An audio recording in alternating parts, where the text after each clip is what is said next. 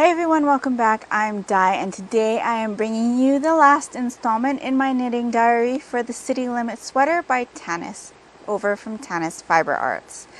So I've completed the sweater.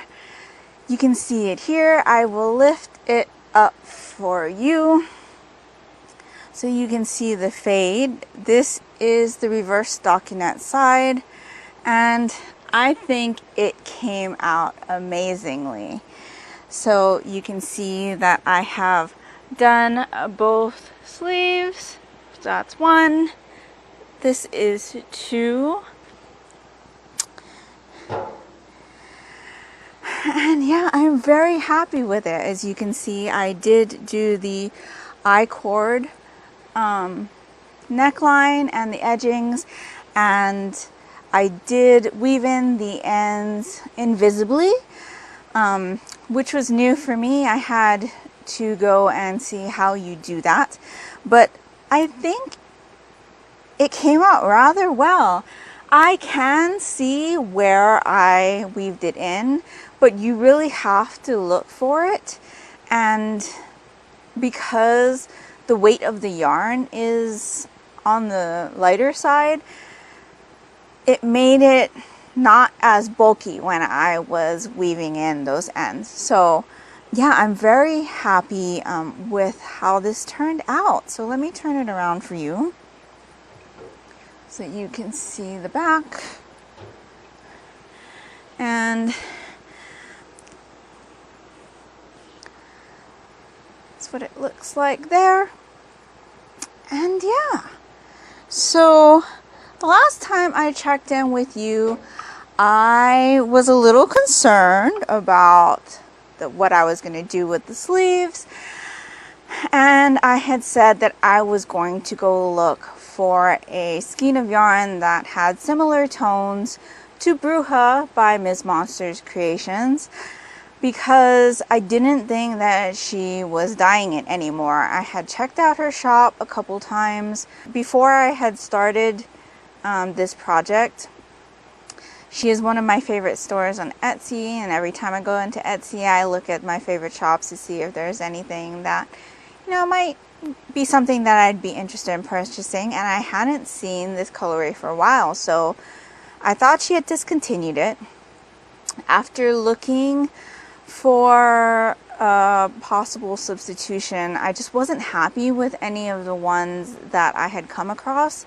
If you look at the skein of Bruja, you can see that there are flecks of brown in it, and all of the skeins that I was looking at didn't have brown in it. So I will pick this up and get you a little bit closer so you can see. So Bruja is in this section right here, and you can see like here, it does get a little golden.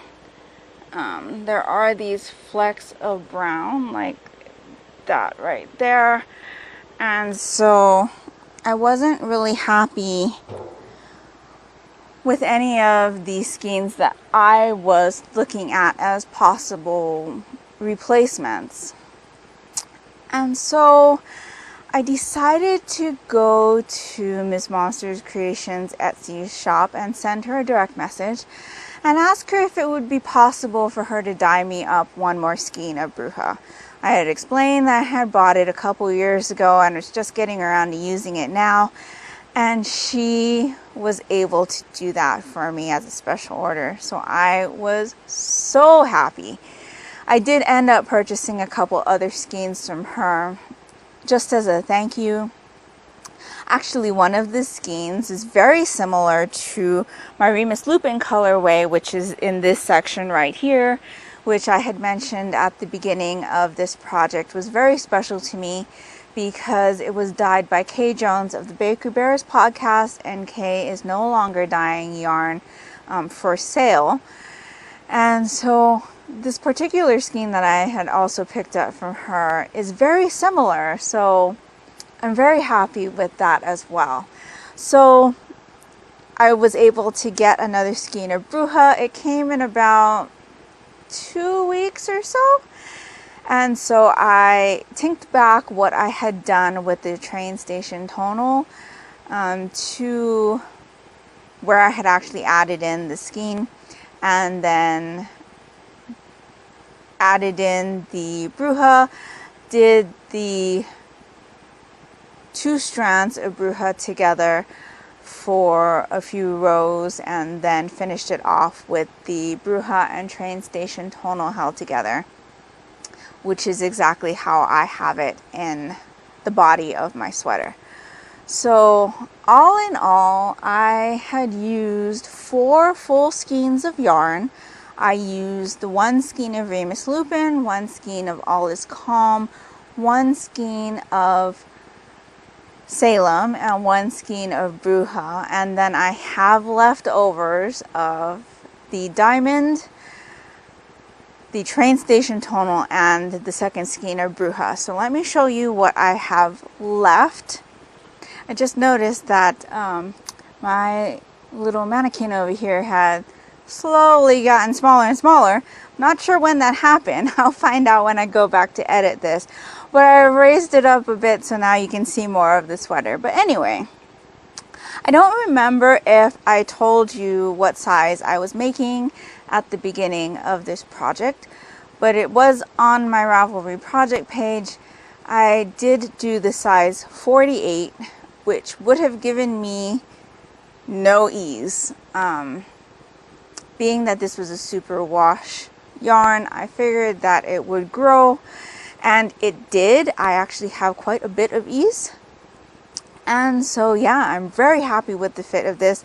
I did try it on just to make sure that the sleeves were not too long before I finished it off, and that was all I could bear. It has been in the 90s here, and that is why I am not modeling it for you today, but I'm sure you'll be able to see this on me when the temperature cools down. Anyway, I will show you what I have left as far as yarn goes. I mentioned I had some diamonds, so this is what I have left of the diamond color from Lolo Did It. It's blowing out a lot. This is a little better. So this is what I've got left from the diamond at Lolo Did It, and this is what I used for this section up here. This is what I have left of the 2nd skein of Bruja, and I'm pretty sure this is enough for another pair of socks. So I'm excited to use this on its own. I really, really love the colors in this skein. It's just gorgeous. And if you happen to be interested in this colorway, definitely go over to Miss Monsters Creations Etsy shop. I'll link it down in the description box below, and special order a skein of Bruja. And this is what I have left of Train Station Tonal. It is quite a bit. This is the color that I use the least amount of. I used it only in the bottom sections of the body, and I never doubled it up. When I had kind of thought about this project before I started it, I thought for sure I would go through this entire skein and then need the black, but I ended up not using the solid black at all, and instead needing to buy a 2nd skein of the Bruja colorway. So I still use 7 skeins of yarn. I'm still not sure of the exact yardage, but I will figure that out and I will put it on my Ravelry project page. I know there's been quite a bit of accessibility issues with Ravelry, and so if you've watched my previous Yarny update video, I had mentioned that I had started duplicating project pages onto my blog, which is also linked down in the description box below.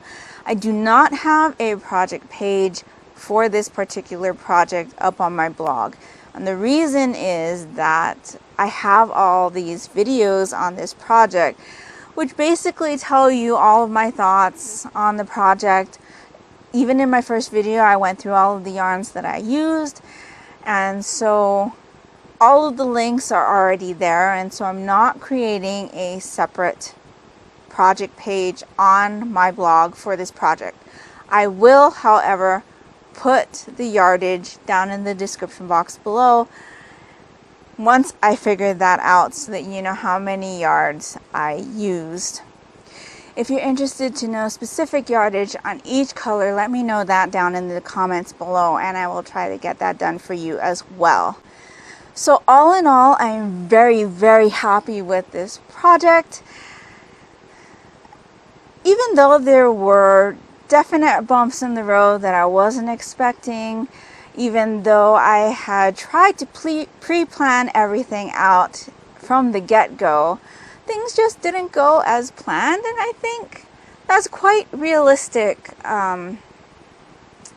for a project. You can plan it out to the T, and something will still happen where it'll surprise you, or something will make you have to change course rather abruptly.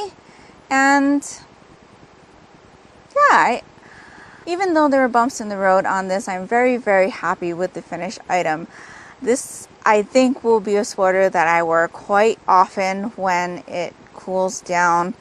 I can't wait to wear it out for the first time. It's definitely my kind of colors. If you didn't know, my favorite colors are turquoise and teal. I do tend to lean more towards the teal side, but turquoise is definitely one of those colors I gravitate towards.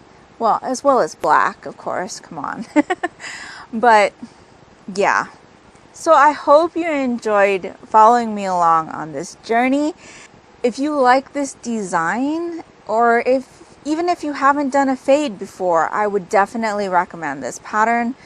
It was my first fade project, and not knowing how well my skeins were going to fade, just by looking at them in their skeins, I think it came out great. So let me know if you've worked on one of these, or if you're planning on working on one of these. I'd love to see what your plans are, or your progress on it if you've already started. And that's all for this series of knitting diaries on the City Limit sweater by Tanis from Tanis Fiber Arts. So I'm not sure when another one of these knitting diaries will be in the works, because I normally only do these for a longer, more in-depth type of projects I think that I'll have a lot of things to say about, or just something that I think will take a long time, so I can document the journey for you. I don't think that I will have another sweater for myself in the works anytime soon. My mom has requested a sweater for me, so I am doing some research to figure out what I'd like to knit for her. And I think I will have another sweater on the needle for my daughter, but I don't foresee anything interesting happening with those projects. If they do, I will definitely do another one of these knitting diaries for you.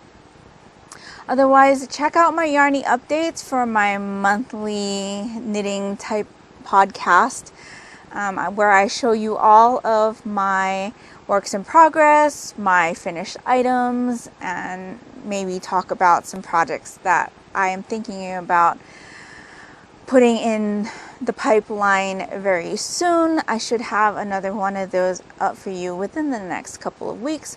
Or check out my blog for my knitting diary project pages on anything that I am currently working on or have worked on.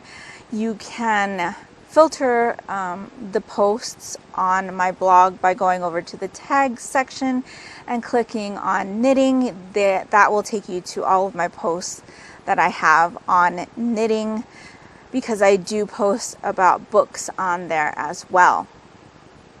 So that's all I've got for you today. I hope you are all doing great.